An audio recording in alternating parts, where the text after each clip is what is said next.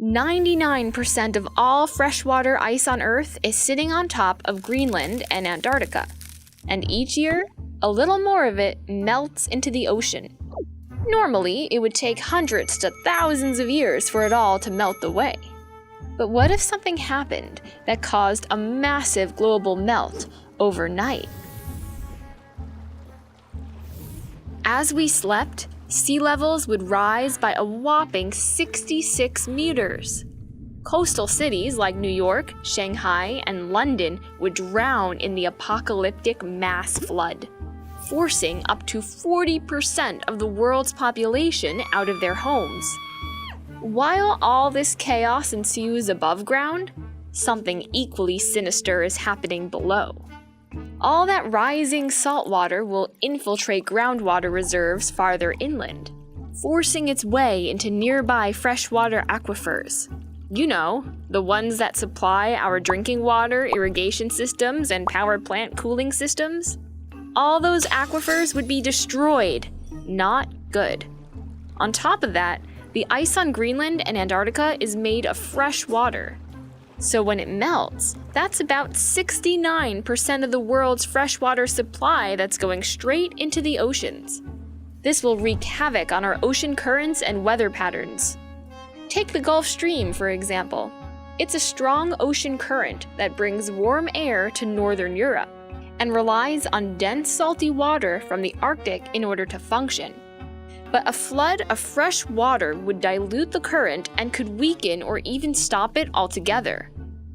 Without that warm air, temperatures in northern Europe would plummet, and that could spawn a mini ice age, according to some experts.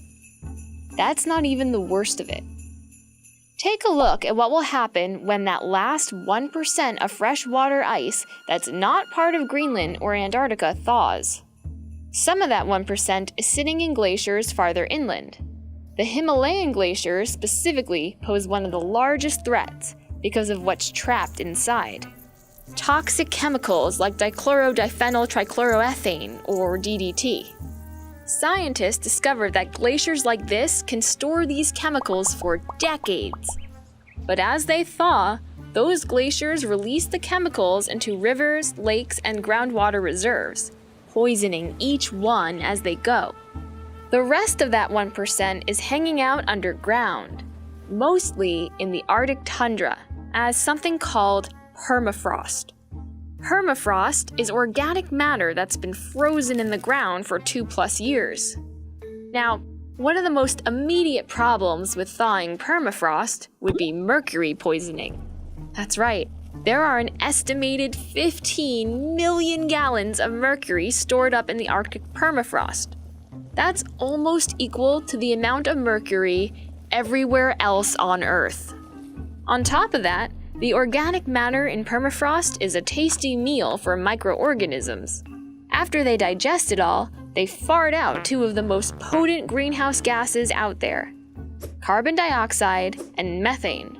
Scientists estimate this could double the current levels of greenhouse gases in the atmosphere and potentially cause global temperatures to rise by 3.5 degrees Celsius compared to today. That might not sound like much, but say goodbye to that mini European ice age, and even rivers and lakes around the world. They'd evaporate from the higher temperatures and cause mass droughts and desert-like climates. And all that extra water vapor in the atmosphere would fuel more frequent and stronger storms, floods, and hurricanes. So, all of that newly established coastline on the eastern US would be one of the last places you'd want to live. Instead, there would be mass migrations to Canada, Alaska, the Arctic, and even what's left of the Antarctic. And you're right, this is probably never going to happen. After all, there's enough ice right now to cover the entire continent of North America in a sheet a mile thick. So the next time you hear about record-breaking heat or ultra-powerful hurricanes, at least you know that it could be worse. But scientists estimate that if we don't take action and global temperatures increase by just 1 degree Celsius, the effects of climate change we already see today will be irreversible. So yes, it could be worse. And it will be if we're not careful.